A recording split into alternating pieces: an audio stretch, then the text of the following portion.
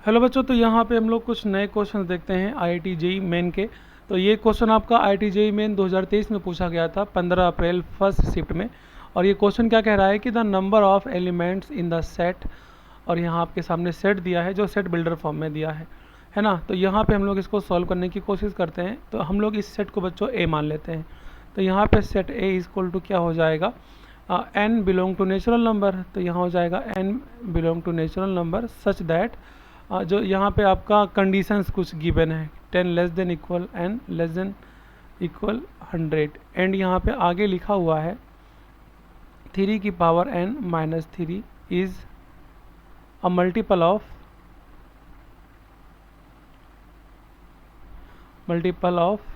7। अब बच्चों यहाँ पे आपके सामने जो कंडीशन दिया है ना, ये कंडीशंस को हम लोग पहले सॉल्व करते हैं।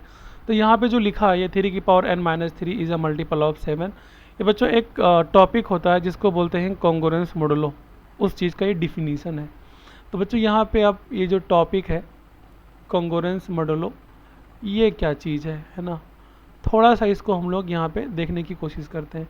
तो बच्चों यहाँ पे आपके दो नंबर्स होते हैं ए और बी, ये आपके पॉजिटिव इंटीजर्स होते हैं। क्या होते हैं? Positive integers.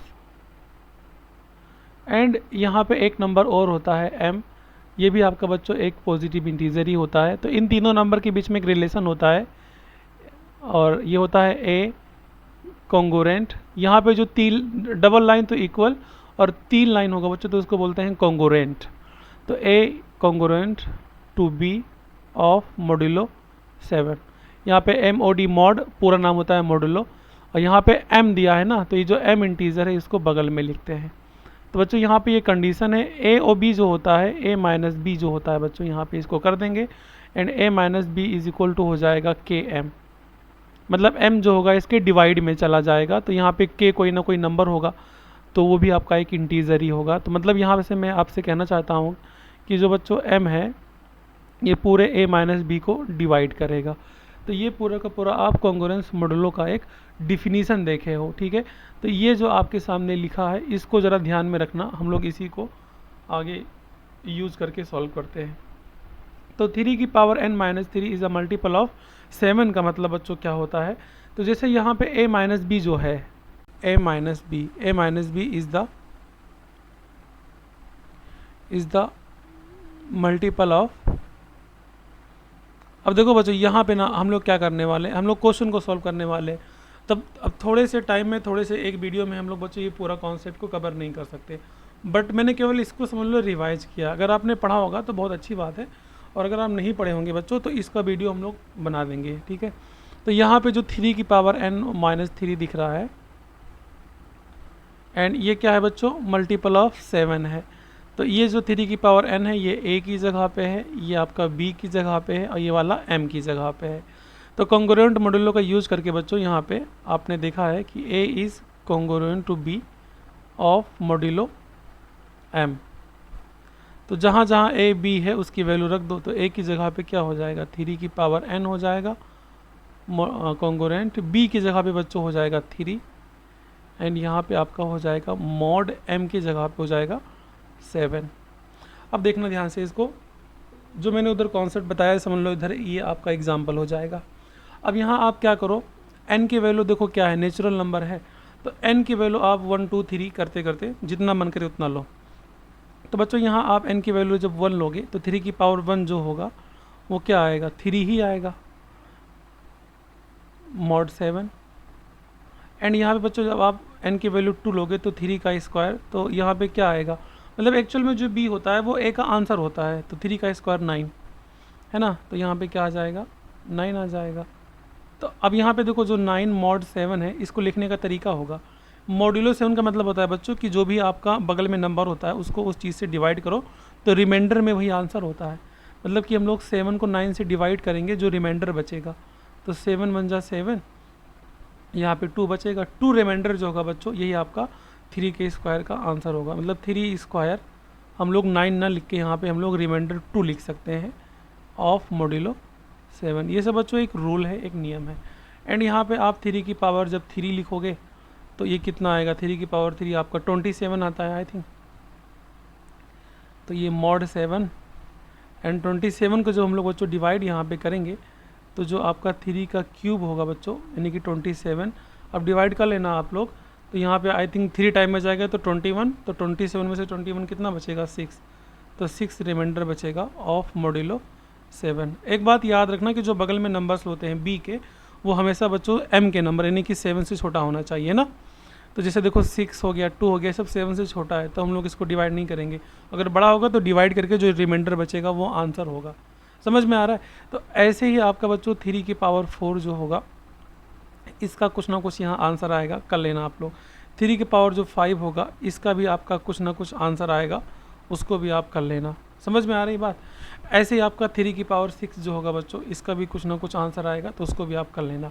एंड जैसे आप 3 की पावर 7 लिखोगे यानी n की वैल्यू जैसे 7 लोगे बच्चों, वो फ़ौरन वैल्यू ना रिपीट होने लग जाएगी। मतलब कि जो 3 की पावर 1 पे 3 आ रही थी तो बच्चों 3 की पावर 7 पर भी सेम वैल्यू देगा।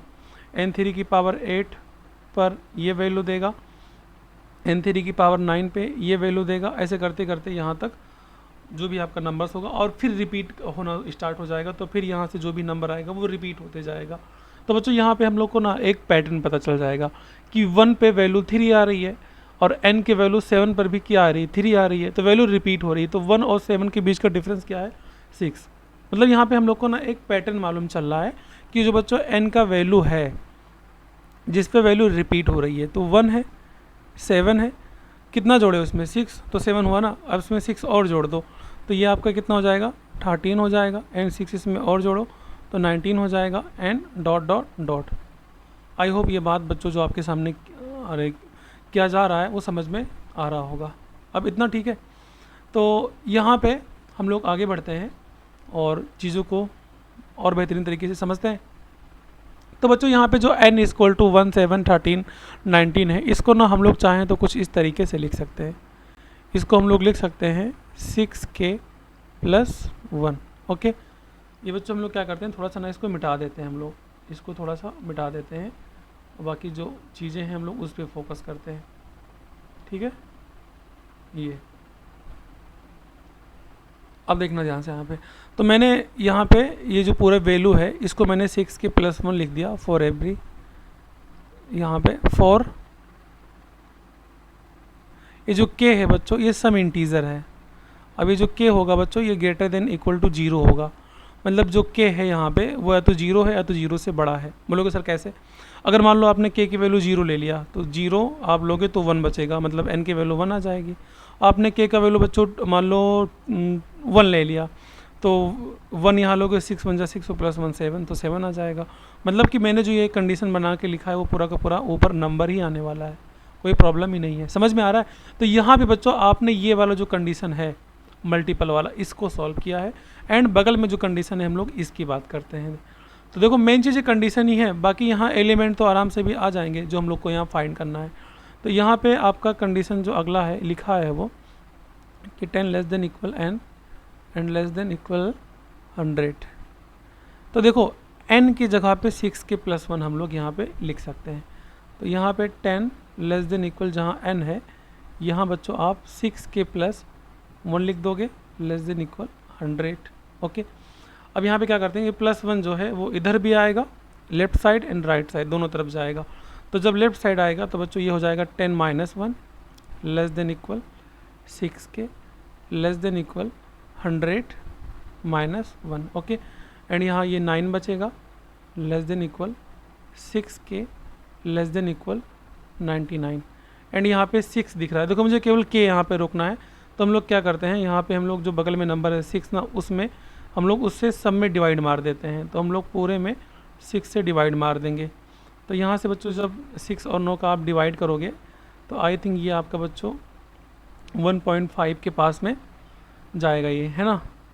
अब कर लेना जो भी आपका आएगा 1.5 या 1.4 एंड लेस देन इक्वल, तो 6 से 6 पूरा कट जाएगा तो केवल क्या बचेगा k बचेगा, एंड लेस देन इक्वल इसको जब बच्चों आप डिवाइड करोगे ये पूरा, तो आई थिंक ये आपका 16.5 आएगा।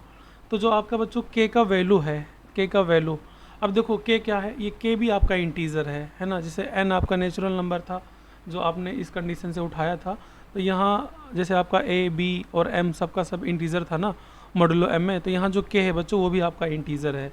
तो यहाँ पे जो k की वैल्यू है वो 1.5 और 16.5 के बीच में आ रही है। तो यहाँ k की वैल्यू बच्चों क्या क्या हो सकती है जो इंटीजर हो। तो 1.5 के जस्ट बाद इंटीजर में बच्चों 2 आता है ना, 3 आता है, समझ में आ रही बात, 4 आता है, 5 आता है, एंड ऐसे करते करते करते करते 16.5 से पहले आपका इंटीजर 16 आएगा।